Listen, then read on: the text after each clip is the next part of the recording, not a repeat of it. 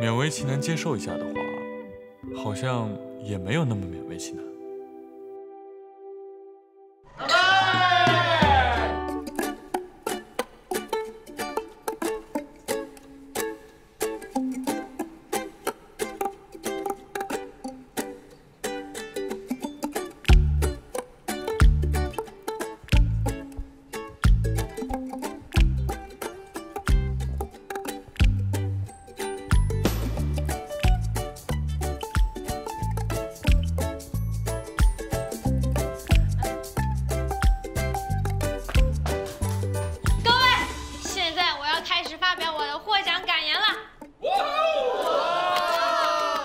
首先，我要先感谢各位均衡的同事们对我一直以来的照顾，最主要的是要重点感谢一下荣华富贵组的开心果包哥，一直带着我办案，还有美丽潇洒大方的谭莹姐，还有上一次替我挨骂的飞哥，跟你们在一起工作，简直太开心了。懂事儿啊！爱你。 还有我最亲爱的老板钱恒，大家知道吗？一开始我见到老板的时候，我还以为他不是什么正经人，我还在想什么级别的人时薪能这么高。不过老板，后来我跟你相处以后，我才发现你值，花多少钱我都给你，这个就给你了。老板，没有你的变态，就没有我的成长飞速，干一个吧！祝你生日快乐！ 车，你干嘛喝这么多呀？哎，没事啊，30岁生日嘛，一男人总得留下点什么。没事儿，你们家干，你多走2圈当加湿器啊。我谢谢你啊。好了，姐姐别喝了。女人，你在玩火？着火啦！没着火，你快坐这儿吧。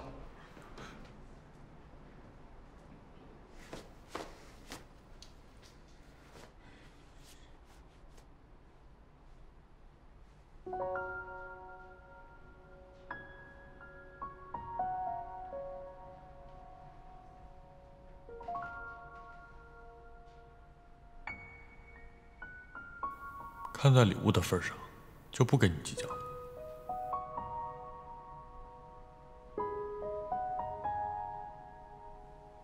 开不开心今天啊？不是喝的有点大了，开心。哎，趁着这个高兴的镜头，我有个小八卦，不知道能不能问一下？问呢，说有一个著名的女律师。哎，张先生。没事，你问。我听说啊。 有一个很有名的女律师叫梁依然，是不是上学的时候追过前律？是，真的，真的，真的，啊，哎呦，灵通吗，小姐？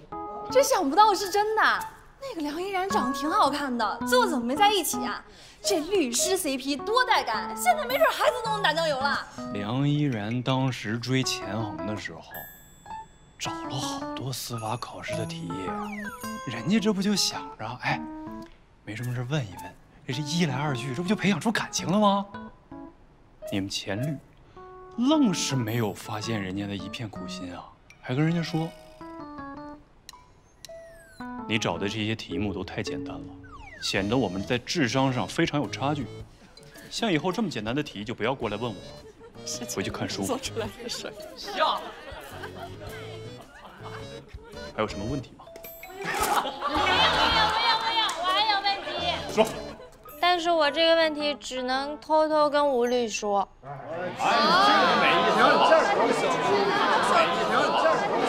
你想说是不是跟前律是同学呀？那你知不知道他小时候是不是遭遇过什么童年阴影，现在才会这么难搞？这你都知道了？他跟我说的，但是他说。 是他自己欺负了别的小朋友，我觉得肯定是他嘴巴硬。不是嘴硬，他说的是实话。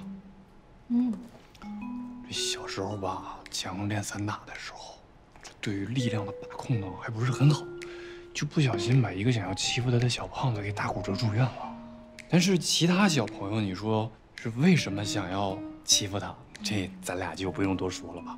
你现在跟他接触的这么密切，1个月30几天，你是不是也每天都讲？是不是？聊什么呢？啊？什么也没说。吴军，来，你过来一下，有个事找你。什么事啊？行，那今天就先这样啊。他叫我，那大家先回去吧。啊。那拜拜。路上注意安全啊！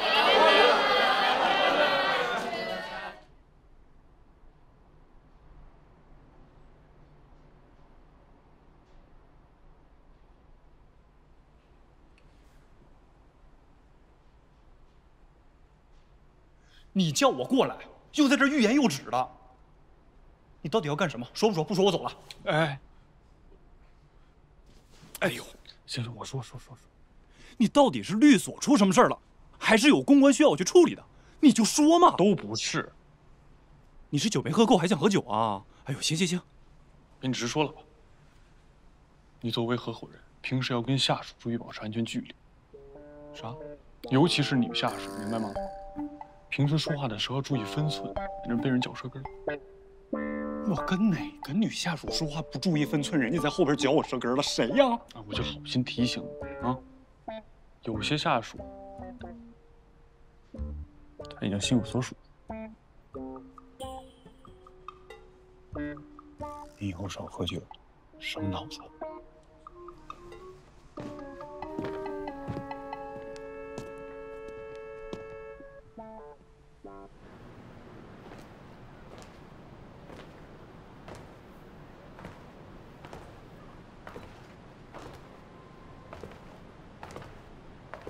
你没有什么问题想问我吗？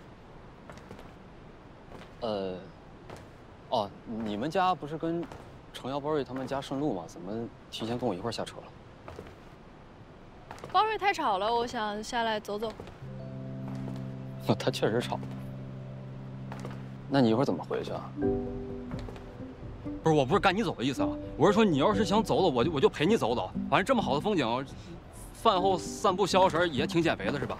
不是，我不是说你胖的意思啊，我的意思是说你想干什么我都愿意陪你。你要是想爬架子，我陪你爬架子；你要是想跳江，我陪你跳江。跳江你也太离谱了吧！你紧张什么呀？我紧张了吗？我没紧张啊。你怕我？我连江都敢跳，我怕你？我不怕。不怕？不怕。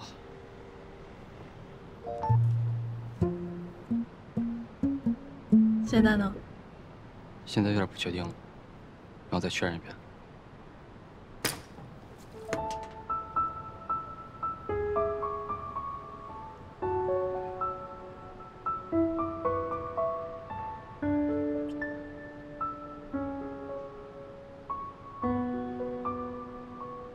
现在呢？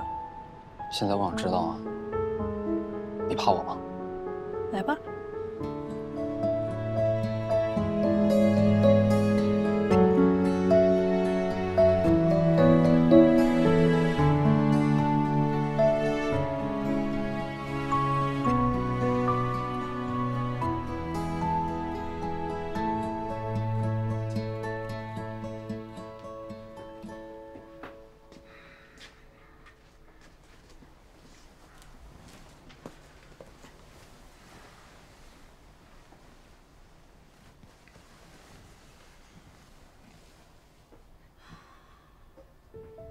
老板，这是我送给你的生日礼物，专门为你挑选礼盒，希望你喜欢。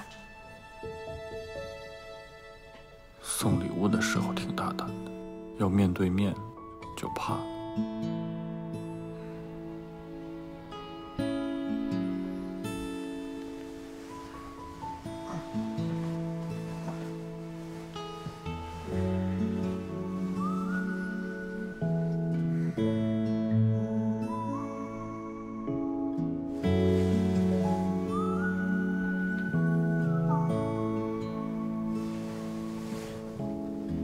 你怎么来了？老板，我想给你生个孩子。是不是太快了呀？我还没准备好。你不喜欢我吗？没有，没有不喜欢你。我真的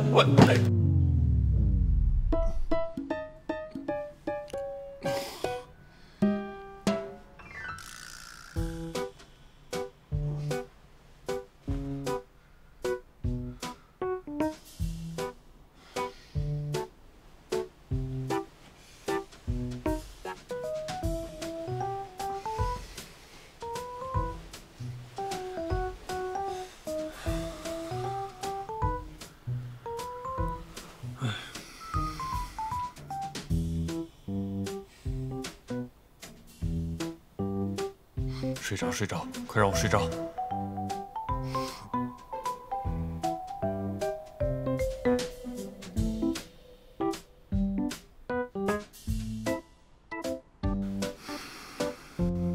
一只羊，两只羊，三只腰猪，腰猪，四只羊，五只烤全羊。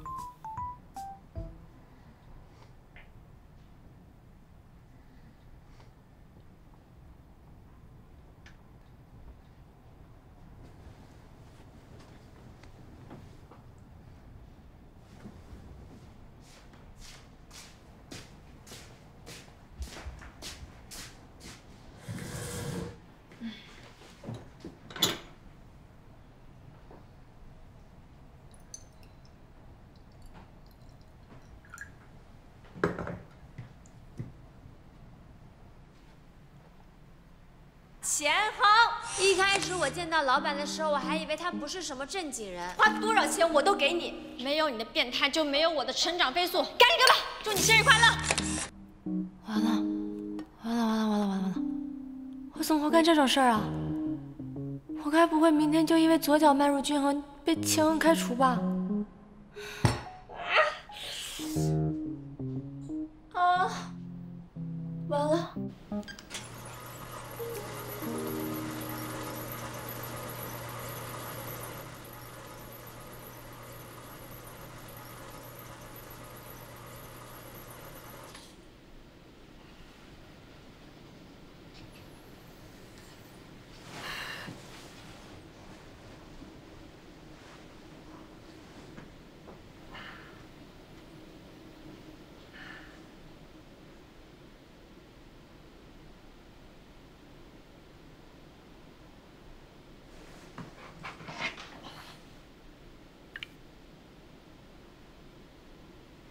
今天不去律所了。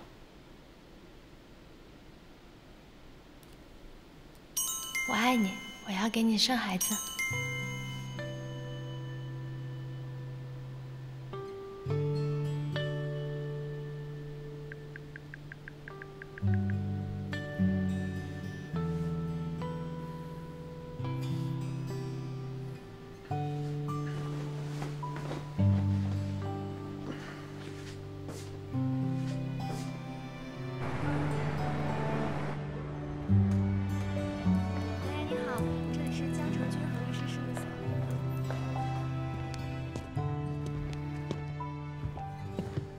老田，生日第2天一大早催我来上班，哎，哪怕有1天，就1天，咱当回人行吗？哟，我的小仙仙啊，这黑眼圈怎么这么重啊？失眠不是好了吗？复发了？我去了。你说这梦境对现实，是不是预示着什么？哎呀，不就是个失眠吗，老钱啊？这事儿还对你智商有影响，跟开始说胡话了呢。你给他们放假了？没有啊。哦，参加朱姐安排那讲座去了吧？不知道谁发起的。什么讲座？是关于什么未婚员工如何解决私人感情问题及工作的讲座。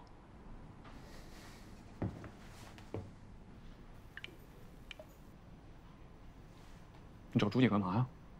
哎，我听说这次那个讲师啊，是朱姐亲自安排，最严厉的一个。上次硬生生把2个想搞办公室恋情的女孩给骂哭了，回家不吃饭，崩溃了。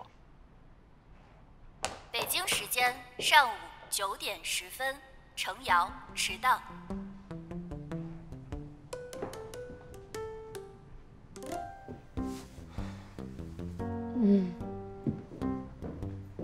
早啊，钱律，早啊，吴律。早，程瑶刚来啊。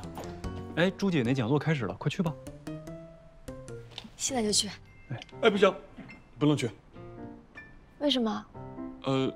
有份婚前协议，需要你改一下。老钱，你有意思没意思啊？昨天你就让程瑶改什么协议？就在他一个人身上薅啊！快去吧，程瑶，没事，这我帮你顶着，我来搞定他啊。朱姐说了，单身人士不去的话会被扣工资的。人家参加个讲座，你急什么呀？爸，办公室的同事们之间如果产生了爱情，无论这份感情是多么的真挚或者是甜蜜，它都无可避免的会面临到一个问题：情感和工作该如何平衡？人在热恋的时候，都会把大部分的精力和注意力放在自己的恋人身上。陈六，你来了。那这就难免你看今天这个讲座，我安排的讲师还合适吗？严重一点，可能还会出错。还可以。恋爱的美好正一共3个小时，现在还有2个半钟。放心，一定会把我们的员工教育的无欲无求，一心工作，但是大家都在同一家公司，天天上班见，下班也见，一天24小时朝夕相处，时间久了，激情没有了，神秘感也没有了，同时还可能会影响到你们在工作上的判断。还做笔记，昨天刚跟我表白，这么浓烈的情感就这么被说服了。工作当中难免会犯错，出现一些小小的失误。如果和同事之间产生了纠纷或者矛盾，情侣当中肯定是希望对方站在自己这边，那就难免会出现偏听偏信或者是包庇的现象。这在职场当中可是大忌，而且对于你们的职场发展来讲也是极为不利的。不好意思啊，我打断一下。我认为，恋爱的双方在同一家公司。可以节省更多的恋爱时间和成本，缩短约会时间，有利于双方将更多的时间花在工作上。若恋人的本身是同事关系，那双方会更了解彼此的工作内容，也会更加理解对方的工作性质，配合度更高。而且同行之间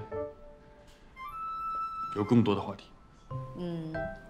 钱律师的这个想法呢，正好可以引出我接下来要讲的一个观点：大家切勿只看到一时的表面上的便利，而忽略了长期的潜在的威胁。哎，这位同学，你写得很认真，你有什么感想想说吗？其实，在工作上呢，我一直都是很认真的。哦，我是说你旁边这位女同学，叫你呢？叫你。对，就是你。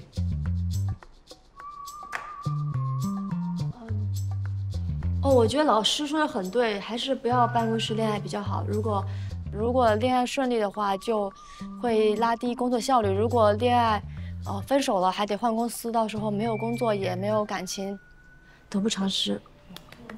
说得很好。哎，钱律师，我们接下来还有4个章节要讲，要不然您坐下来听。不用了。我觉得我们的员工觉悟都很高，今天的讲座很成功，就到此为止吧。啊？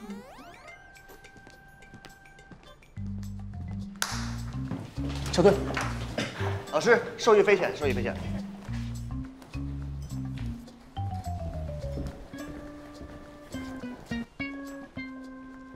这就结束了？对啊，我也觉得奇怪，这场讲座不是钱律师自己要办的吗？而且刚才那个女孩说的挺好的，但是她一说完就喊停了。应该跟我没什么关系吧？女同事表白后没有下一步动作是为什么？还用问吗？人家是女孩子，能表白就很勇敢了，还要人家怎么主动啊？事情是他挑起的，难道不应该他主动？楼主，你要不要这么直男啊？你的女同事害羞了，这你都看不出来啊？话说，楼主长什么样啊？能发张自拍吗？我好奇是什么颜值能让女同事表白？不可能发照片。是因为长得太丑了吧？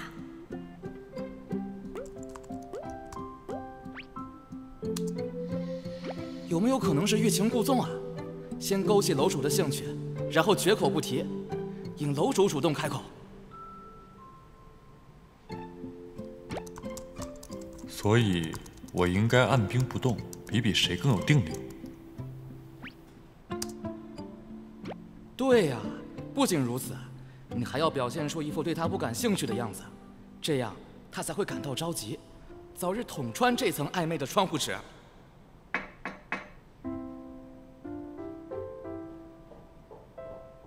老板，我现冲的咖啡。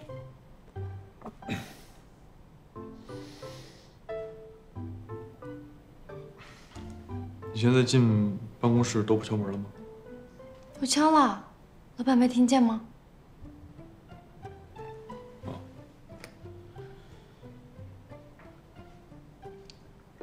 老板，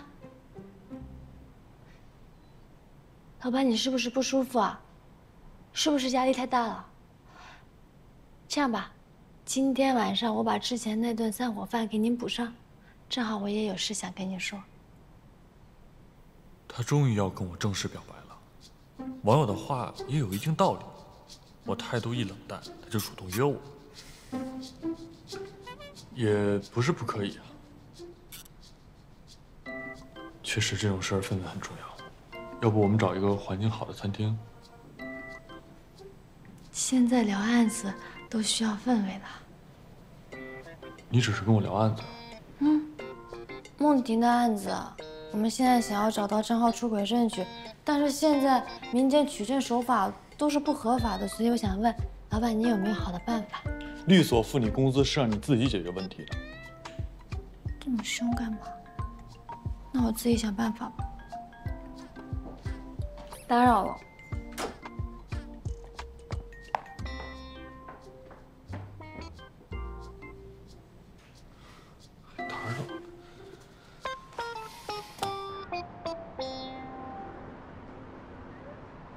姐，你怎么突然搬家了？装修还可以。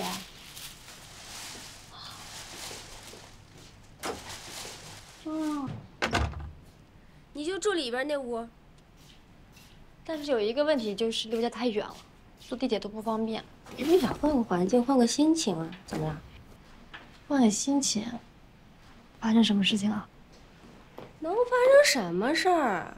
你是我妹，又不是我妈，管那么多干嘛？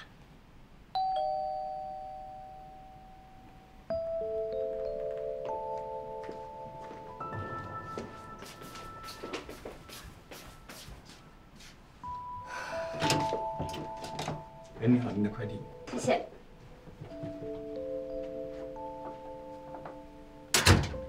往这儿吧。姐，你肯定有事儿。我能有什么事？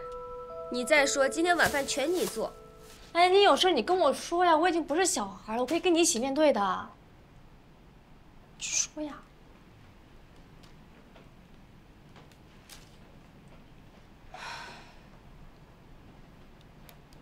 是邓明。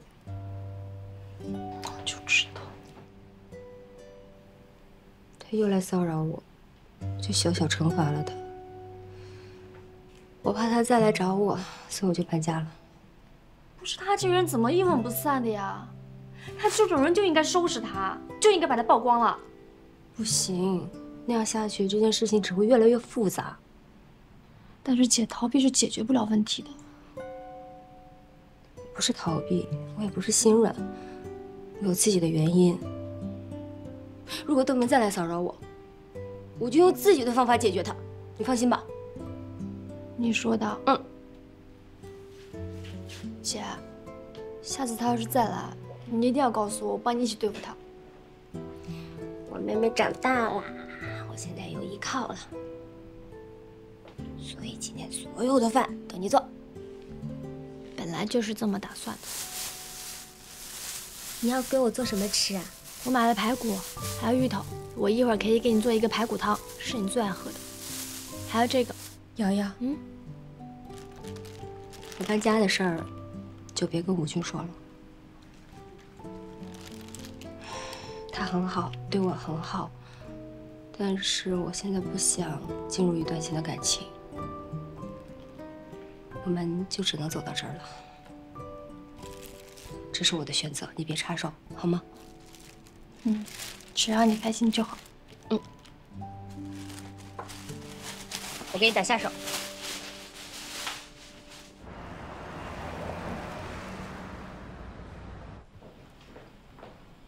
真好。吴律，哎，你姐是出远门了吗？她不在家，手机也关机，我找不到她了。可能是出差了吧。出差干嘛手机关机啊？她是律师，你这当事人找她找不到了，多麻烦啊！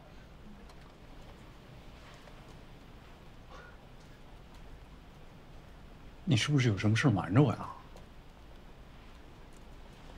没有。那你们平时是怎么联系的？如果这么多天联系不上，你不可能这么淡定啊！你跟我说实话，陈瑶。怎么了？好，你不跟我说，那我就作为一个账吧，我就住到他们家门口，他什么时候回来，我什么时候算。吴律，你别逼我了，我们平时都是用微信联系的。我姐她搬家了，你别问我地址，她不让我告诉你。她不让你跟我讲。她不告诉你也是有她的苦衷。好，不想跟我联系，也不至于这么折磨自己。麻烦你转告他，我以后不会再跟他联系了，让他搬回家吧。吴律，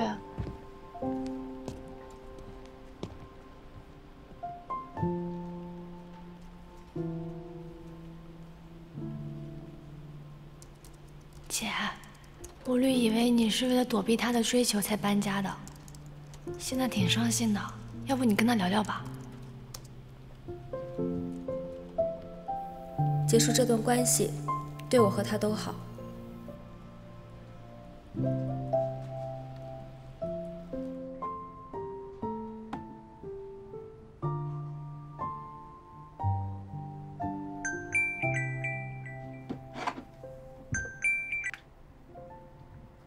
喂，老板，怎么了？鉴于你最近工作很努力，正好今天我有空，我给你一个吃大餐的机会。你要请我吃大餐啊？你不要高兴太早啊，这只是对你工作的初步肯定。谢谢老板，不过我今天有点事儿，出不去吃饭了，要不你找别人？那不用了。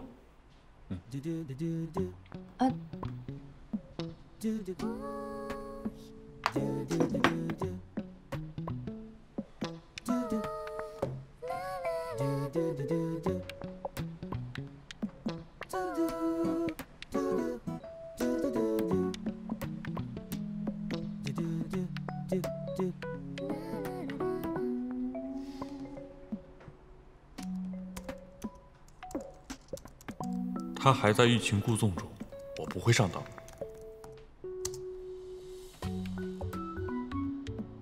楼主直男无误，莫名觉得楼主有点可爱，是怎么回事？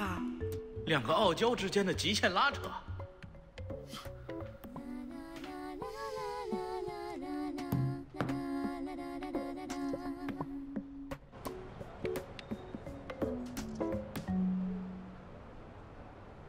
婷婷啊，我想到了，我们可以去公证处，在公证员的见证下，引导张浩说出他出轨的信息。我现在就去，你等我好消息啊。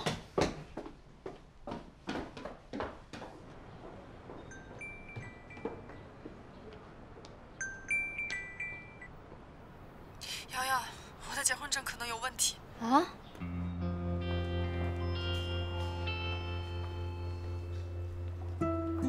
来，喝点水。别着急了，结婚证到底是真的还是假的？一会儿查婚姻记录就知道了。我一开始也没有担心过结婚证有问题，但是张浩在朋友圈晒了和梁琼琼的结婚照，张浩不可能那么傻，不会那么赶着送人头的。你仔细想想，你们领证的时候还有没有别的细节？我们当时正准备要领证，但是刚好发现我怀孕了，我孕吐很严重，还有先兆流产的可能，根本没有办法长途跋涉回老家去领证。然后张浩就跟我说，他老家的民政局有熟人，只要提供身份证和户口本的信息，就能够把证给领了。我之前也有朋友是这样领证的，我当时就相信他了。按你这么说的话，他很有可能在你们领证之前，就已经有别的心思了。你的意思是说，他们俩早就勾搭上了？张浩和我领证的时候已经存心不想和我过了，那他为什么还要跟我领证呢？我猜想他跟你领证是因为房子的首付。我记得那段时间，他经常在我面前发愁房子的事情，还有意无意的跟我暗示说找家里人要钱买房子。我当时以为他是在为我们未来操心，这样一看，原来从一开始他就是在骗我的钱。瑶瑶，我记得法律是认可婚姻关系的，但是不认可同居关系的稳定性。如果张浩真的没有跟我结婚，那份忠诚协议是不是就无效了？先等结果再说。好了，别看了，给我。Y003号到 B30号窗口。李梦婷是吧？这是您的婚姻登记记录。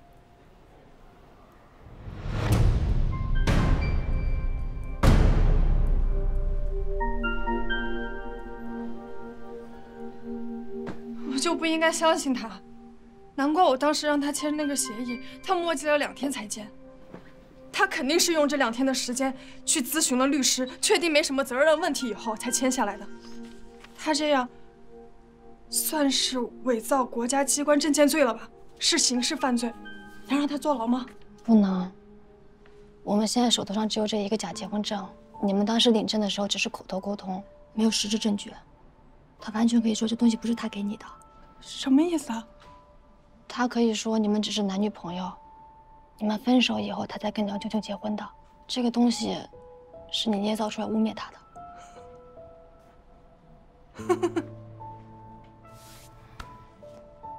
亏我还是学法律的。天，我居然被他耍得团团转。他肯定已经准备很久了。你现在想想，你们当时买房子的时候各自付了多少钱？当时是准备做婚房的，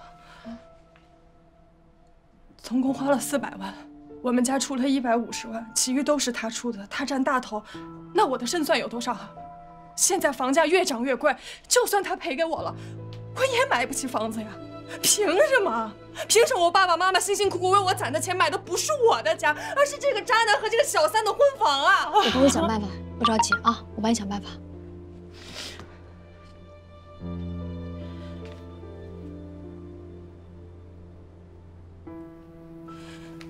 怎么了？张浩的朋友说我欠他100万，一直在催我还钱。你什么时候欠人家钱了？当时买房子钱不够，张浩就找他朋友借了100万，说半年就还。现在时间已经到了，他找张浩还钱，张浩根本就不理他，然后这个人就拼命的给我发消息，然后他给我别急，别着急，听我说，你们这个结婚证是假的，所以你们不存在共同债务，知道吗？你不用还钱。借条上签的是我的名字。为什么？因为这个朋友是张浩老家的人，他平时也不在我们这边。那天他刚好来我们这边出差，他就说让我们给他一个借条，但是好巧不巧，张浩也出差了，然后就我自己一个人在家里。我就请他吃了一个饭，我就把那个字条给签了，落款只写了我自己的名字。我当时也没有多想，我觉得我跟张浩都是一家人了，我怎么可能有钱给他呢呀？你别着急，别着急，听我说，你现在就好好住在这里，别出门，剩下的我会帮你想办法，别着急啊。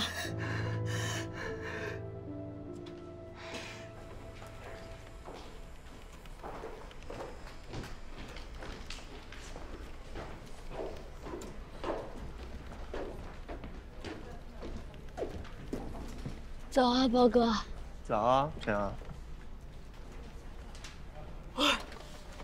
哇，什么情况？这么快？昨晚干嘛去了？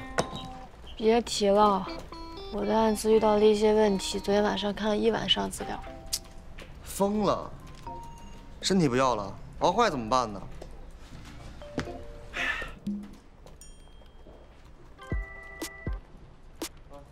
我刚买的黑咖啡，一口没喝啊。提提神。包哥，你真好。谁不知道？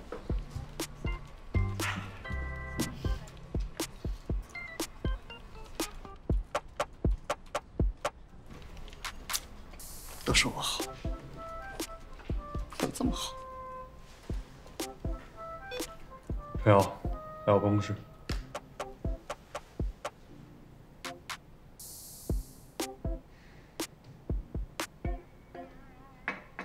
进来。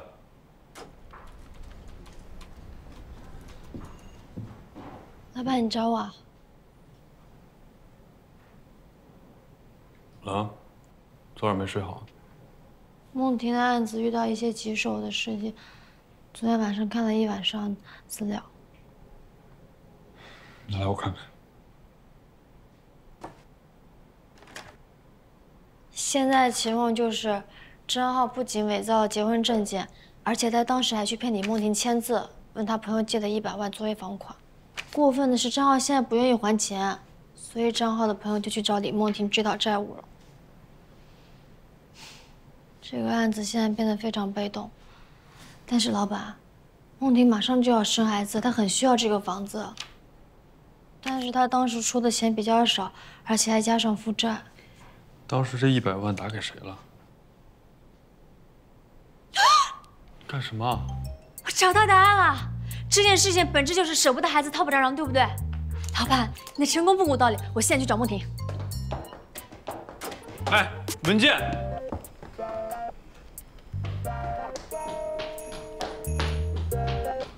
谢谢老板。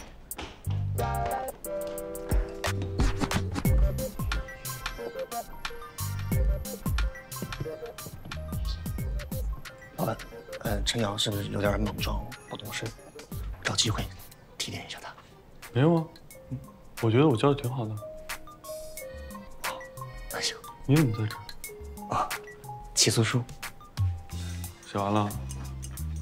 行，错一个字儿，扣你1个月工资。我再看一眼。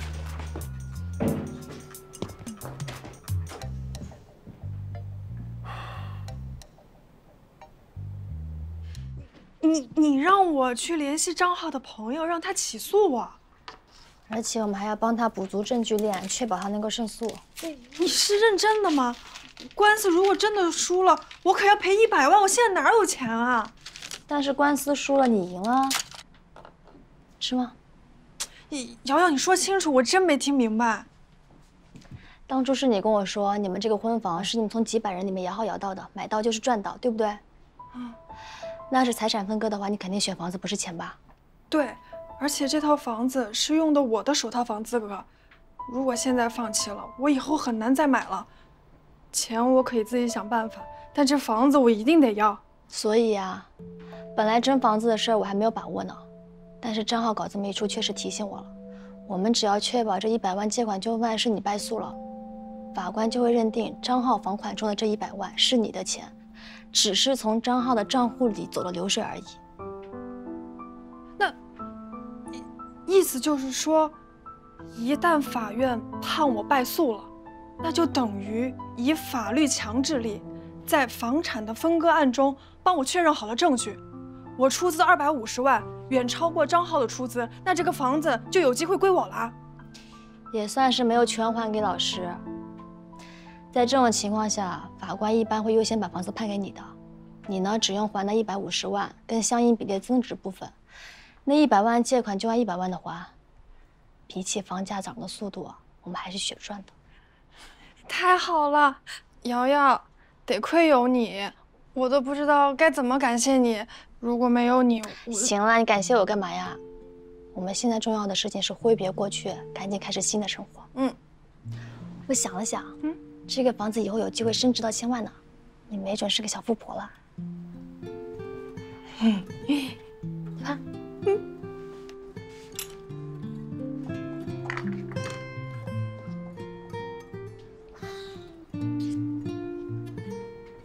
来，趁热喝。鸡汤粥。瑶瑶，你以前准备司法考试的资料还在吗？我想着我现在怀孕了，我想着不太好找工作，与其在这儿待着没事儿干，还不如把以前丢掉的捡回来。我想好了，我要和你一样做一名律师，有责任有担当，才能保护好自己，保护好自己爱的人。好，我明天把资料给你拿过来。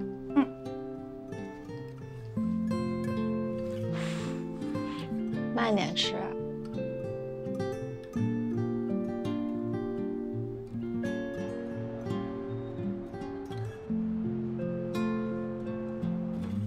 吃饭喽！